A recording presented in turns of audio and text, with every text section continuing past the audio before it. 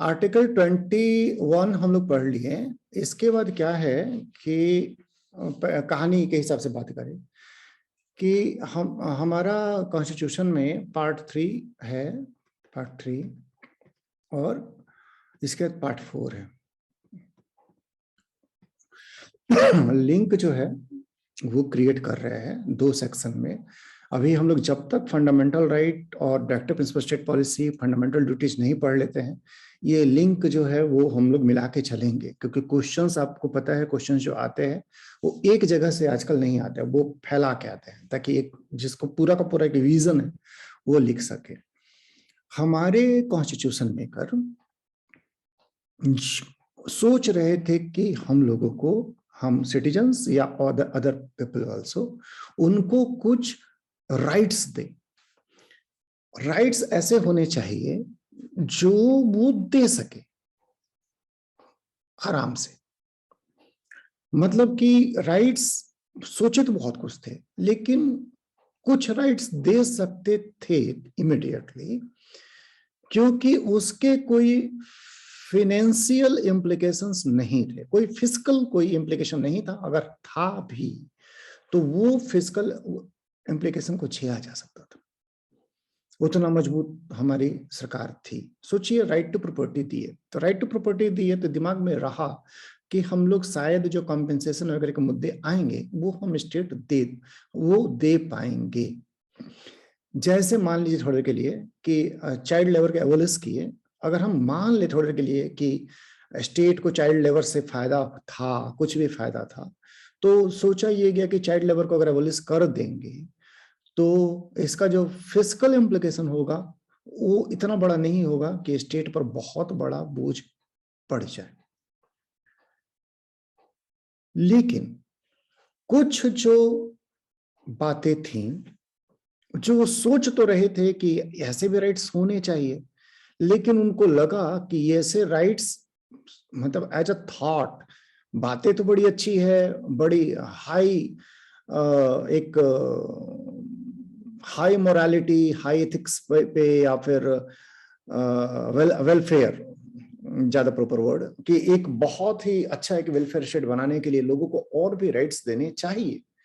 लेकिन हम जब हम आजाद हुए तो आपको हम बता ही चुके हैं कि 60s तक तो हमारे यहाँ पे भुखमरी का हालत था। हम विदेशी खाना, वो खाना खा रहे थे जो वहाँ के लोग नहीं खाते थे, जो वहाँ जानवरों को खिलाया जाता था अमेरिका में, तो हमारा हालत अच्छा नहीं था। खैर, तो बात ये है कि कुछ ऐसी बातें जो हमारे कॉन्स्टिट्यूशन मेकर इन अ वेलफेयर स्टेट लोगों को देना चाहते थे, लेकिन वो उस समय देने के हालत में नहीं थे क्योंकि उसके फिजिकल इम्प्लीकेशंस थे।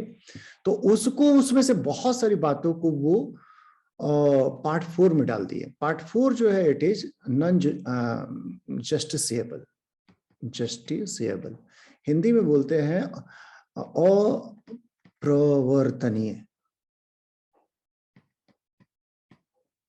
ठीक, सोचा ये गया कि इसमें वो बातें रखी जाएंगी जो स्टेट इंडिविजुअल को देगा, लेकिन इंडिविजुअल अपनी कैपेसिटी के हिसाब से देगा, लेकिन इंडिविजुअल वो क्लेम नहीं कर पाए, स्टेट पे वो केस ना कर पाए कि ये बातें हमको दो।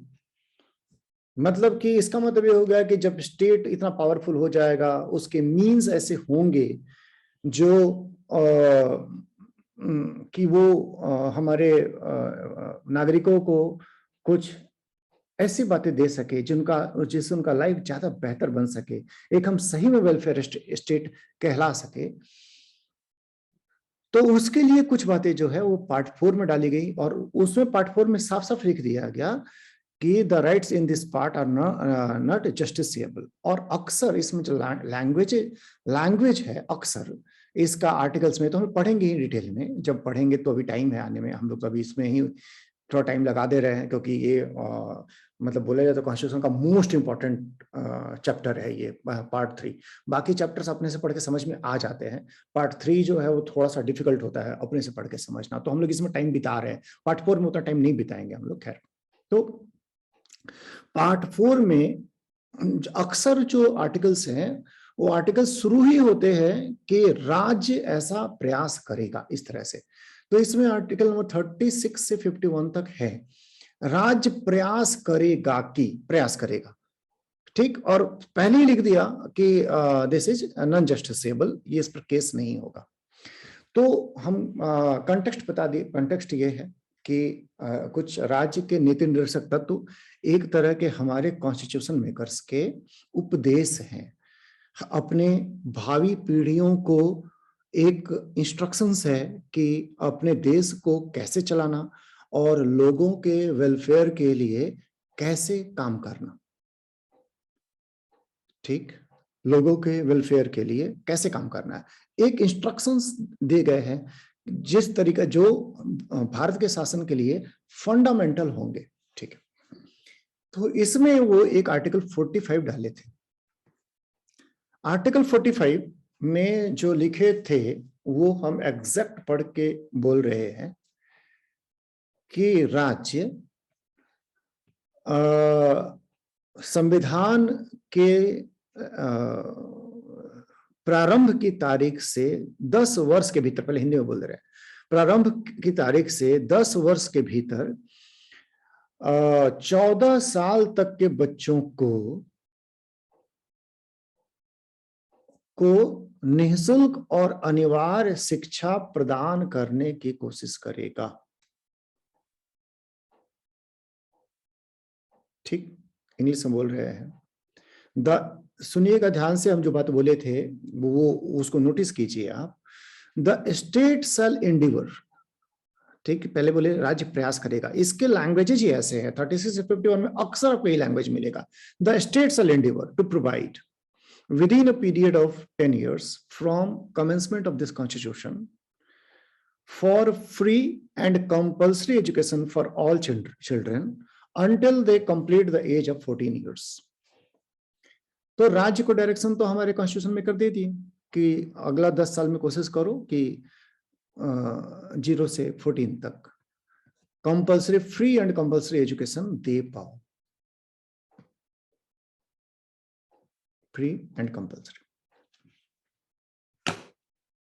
जब हाँ, हमारा जो सुप्रीम कोर्ट 93 में ही एक फैसला दे चुका था कि right to life includes right to free primary education. 92 में एक फैसला आया था सुप्रीम कोर्ट का कि right to life includes right to education including higher education and professional education like engineering and medical।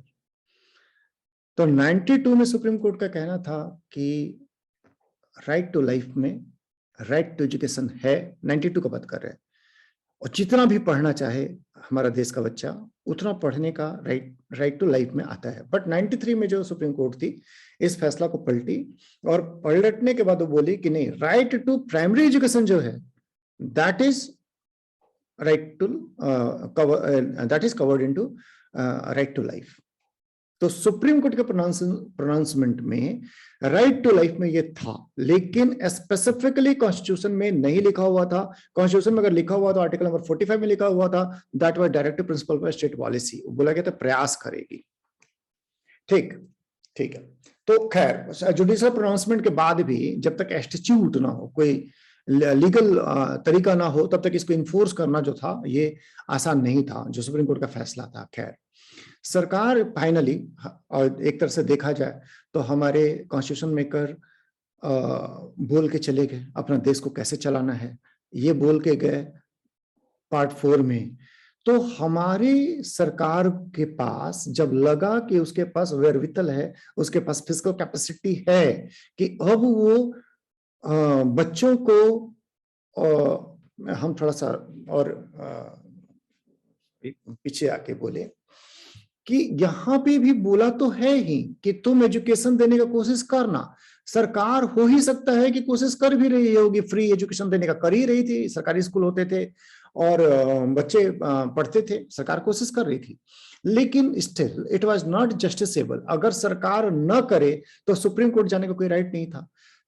हमारी सरकार को या हमारी पार्लियामेंट को फिर लगा कि अब हमारे पास इतना वेयरविथल है कि हम ये राइट दे सकते हैं बच्चों को, ताकि वो एज ए फंडामेंटल राइट, ताकि वो अगर उनको फ्री और कंपल्सरी एजुकेशन नहीं मिलता है तो वो जुडिशरी में जाके करके इन्फोर्स भी करा ले। तो फाइनली जो कॉन्स्टिट्यूशन अमेंडमेंट आया, that was 86th constitution amendment act 2002।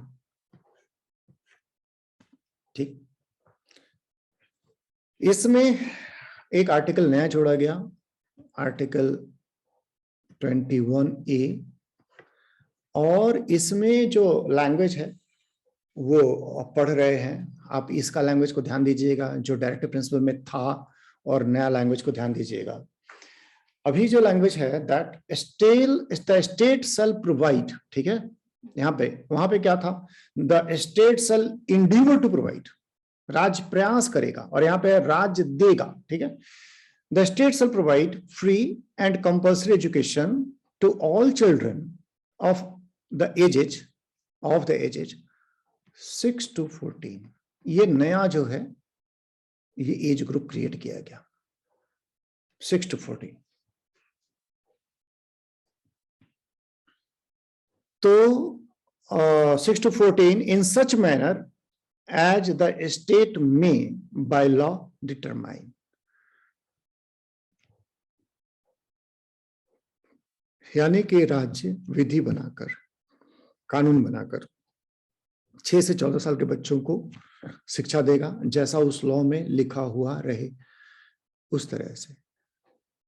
2002 में ये अमेंडमेंट हमारे कॉन्स्टिट्यूशन में आ गया, बट अमेंडमेंट जो होते हैं वो प्रेसिडेंट जिस दिन नोटिफाई करता है कि अमेंडमेंट लागू होंगे, जिस दिन से, उस दिन से ये लागू होते हैं।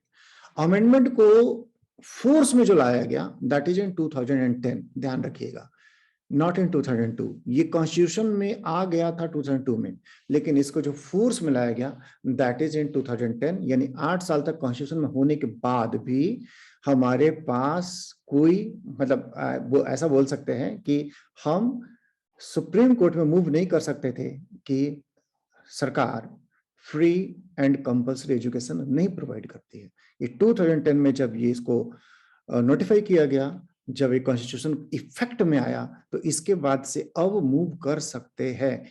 नोटिफाई करने से पहले जो गवर्नमेंट थी वो एक जैसे हम रिपीट करें, the state shall provide free and compulsory education to all children of the ages of 6 to 14 years in such manner as the state may in such manner, repeat कर रहे हैं, in such manner as the state may by law provide, the state may by law provide, ठीक, विधि द्वारा जैसा राज्य चाहे, उसका exact Hindi आपके पास में है, तो विधि द्वारा। तो ये इसको इफेक्ट में लाने से पहले पार्लियामेंट जो है एक लॉ बनाई, जिस लॉ, जैसा 21 का डिमांड था कि लॉ बना के देगी, तो वो लॉ था right of children to free and compulsory education act 2009, और इसको RTE बोलते हैं, राइट टू एजुकेशन एक्ट। तो ये right of children to free and compulsory education act 2009 pass की, और इस तरह से लॉ का जो रिक्वायरमेंट था वो पूरा की, और उसके बाद इसको नोटिफाई कर दी या इफेक्ट में ले आई। खैर, कहानी यही खत्म नहीं होता है, यही रहते हैं इसी सीट पे। बात यह है, कहानी का अगला हिस्सा बोल रहे हैं। अभी तक हम लोग क्या देखें, अभी तक हम लोग ये देखें कि पहले हमारे कॉन्स्टिट्यूशन में, ओरिजिनल कॉन्स्टिट्यूशन में 14 इयर्स तक के बच्चों को पढ़ाने का कोशिश करने की बात कर रहे थे, लेकिन इसमें से 6 और 14 का ग्रुप जो था उसको तो फंडामेंटल राइट मिल गया। ठीक, तो ये जो आर्टिकल है, अब इसका मतलब है कि इसमें अब चेंजेस करने पड़ेंगे, क्योंकि अब तो 6 to 14 का प्रयास का तो कोई बात नहीं रह गया, ऑलरेडी उनको फंडामेंटल राइट दे दिया, अब बात बच गया अप टू 6। ठीक, इसका मतलब है 86th कॉन्स्टिट्यूशनल अमेंडमेंट एक्ट एक नया आर्टिकल ले आया, आर्टिकल 21A, जैसा हम लोग पहले बात कर ली है, साथ ही साथ आर्टिकल 45 को अमेंड किया, और अमेंडमेंट करने के बाद इसमें लिखा गया फिर वही बात कि the state shall endeavour to provide free and compulsory education to children until they complete the age of 6 years।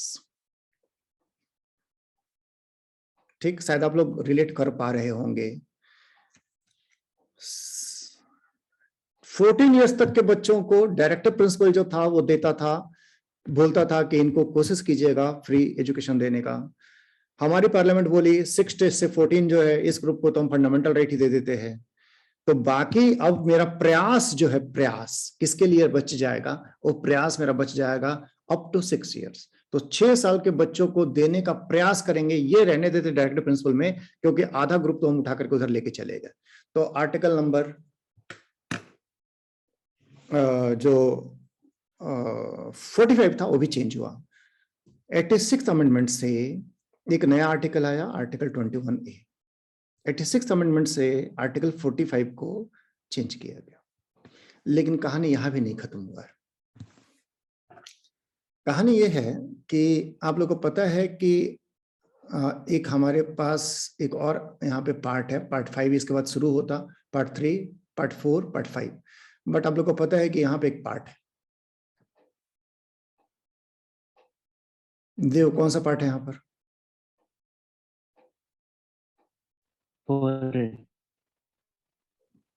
4A।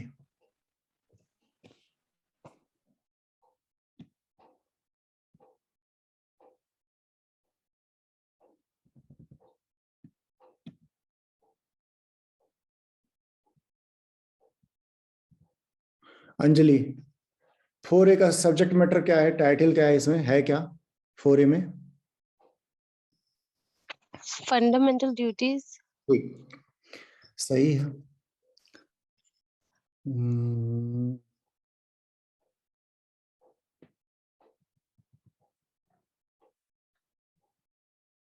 आकांक्षा, क्या 4A ओरिजिनल कॉन्स्टिट्यूशन में था? नहीं था सर। ठीक, मीरा किससे आया ये? 42nd amendment 1976। 42nd 1976। ठीक है, 1976 में हम लोग के कॉन्स्टिट्यूशन में एक नया डाला गया part, that was part 4A। तो 4A में चलिए कुछ क्वेश्चन पूछते हैं, हाथ उठाइएगा। 4A में कुल कितने आर्टिकल्स हैं? केवल हमको जानना है कितने आर्टिकल है, और कुछ नहीं जानना है।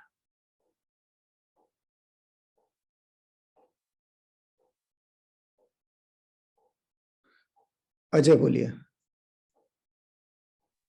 10 सर। कितना? 10।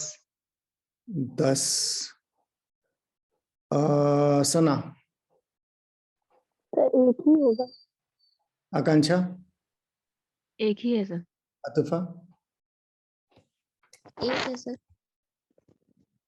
अच्छा, तो मान लेते हैं, ठीक है, एक ही है, एक आर्टिकल है। अब लेकिन जो लोग बच गए उनसे पूछ लेते हैं।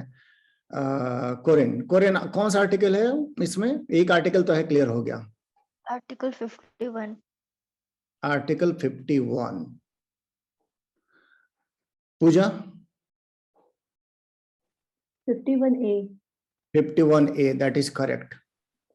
ठीक है, तो 1976 में हमारे कॉन्स्टिट्यूशन में एक नया पार्ट आया, दैट वाज पार्ट 4A, और इसमें एक आर्टिकल है दैट इज 51A। और इसमें कुल मिलाकर के अजय जो बोल रहे थे, इसमें 10 ड्यूटीज हैं। आर्टिकल एक ही है बट इसमें 10 ड्यूटीज हैं। अब मेरा फिर से क्वेश्चन का आंसर कीजिए, क्या हम सही बोल रहे हैं?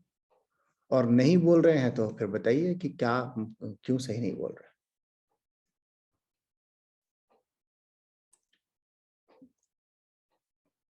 कोरिन, सर उसमें ऐड भी हुआ था यही, मतलब जब 42nd में जब आया था तो 10 था, उसके बाद 11 हो गया था। अजय क्या बोल रहे हैं? सर वो 11 हो गया ना, वो एजुकेशन वाला जुड़ गया। ठीक है, तो इस अभी जो है फिलहाल इसमें 1 to 10 हुआ करते थे, बट 11th जो है इसमें आया। ठीक, 11th जो आया, हम क्या क्या बात एक्चुअली क्या करना चाह रहे हैं ना, हम 86th अमेंडमेंट पे ही फोकस्ड है अभी पूरा का पूरा, इसको याद कराना चाह रहे हैं, कॉन्स्टिट्यूशन अमेंडमेंट एक्ट। इसमें हम लोग एक देखें कि 21A आया, एक देखें हम लोग देखें 45 जो article 45 it got changed, amended.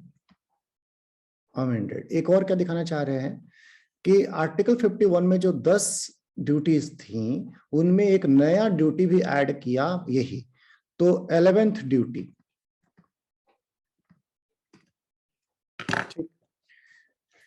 11th duty क्या लाया इसमें कि याद हो जाएगा, इसलिए मतलब इतना डिटेल में जा रहे हैं। 11 ड्यूटी लाया इसमें एक क्वेश्चन उठेगा, बात वो ड्यूटी क्यों लाने की जरूरत है, या जो भी क्वेश्चन ये उठेगा कि 6 to 14 इयर्स के बच्चों को राइट टू एजुकेशन तो दे दिए, फंडामेंटल राइट, ताकि वो कोर्ट में भी जाकर के केस कर सके।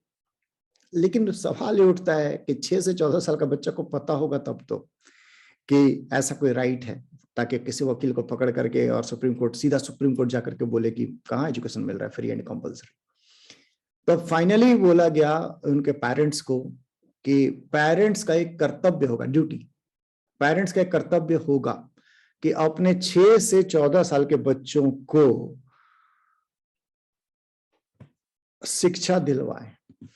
ठीक, पढ़ रहे हैं, it shall be the duty of every citizen of India to provide opportunity for education to his child और ward between the age of 6 and 14 years. ध्यान रखिएगा 6 and 14 ईयर्स।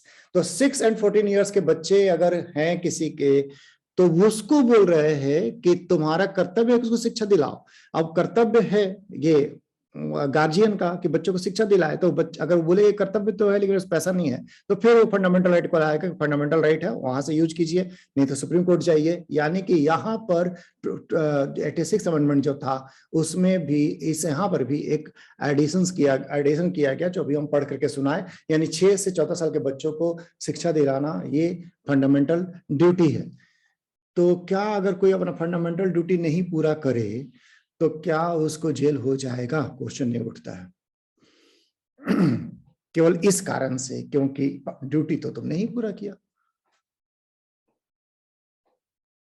आतुफा बोलिए। जेल तो नहीं होगा। क्यों नहीं होगा? अच्छा मान लो फाइन लगेगा, क्या जेल छोड़िए, आप क्या पनिशमेंट मिलेगा? नहीं, क्योंकि फंडामेंटल राइट तो नहीं है ना, ये तो फंडामेंटल ड्यूटी में है। तो ड्यूटी गिना दिए, गिना करके मतलब क्या उसको इन्फोर्स नहीं कराया है? शायद, नहीं पता नहीं। अच्छा ठीक है, अच्छा ममता बोलिए।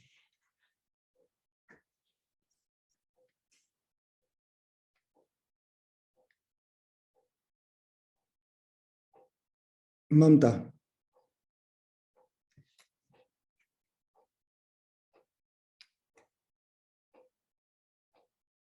हम पुराना लोग से ही पूछेंगे जो पहले से पढ़ रहे हैं। आकांक्षा। नहीं होगा सर। क्यों नहीं होगा? मतलब ऐसा क्या टेक्निकली क्या है सर रीजन कि नहीं होगा? क्योंकि वो ड्यूटी में आता है, फंडामेंटल राइट नहीं है, नॉन जस्टिफिएबल है। अच्छा चलो एक्सेप्ट कर लेते हैं इस बात को। ये जो है this is not self executory, fundamental duty जो है it is not self executory. ये लॉ बनाने के बाद ही आप पनिश कर सकते हैं ड्यूटी नहीं पालन करने का। अगर कोई पर्सन अपना ड्यूटी नहीं निभाता है तो डायरेक्ट कोई सजा नहीं हो सकता, डायरेक्ट कोई सजा नहीं हो सकता। कोई लॉ होना चाहिए जो, तो सरकार को बताना कौन सा लॉ तोड़ा, ये नहीं सरकार बोल सकती फंडामेंटल राइट तोड़ दिया, नो, वो लॉ बोलना पड़ता है। खैर तो खैर एनीवे यहाँ पे डाला गया है इसलिए कि याद दिलाने के लिए, ताकि लोगों को पता रहे कि उनको 6 to 14 ईयर्स के बच्चों को शिक्षा दिलाना है। तो ये था आर्टिकल 21A। किसी को कुछ इसमें पूछना है?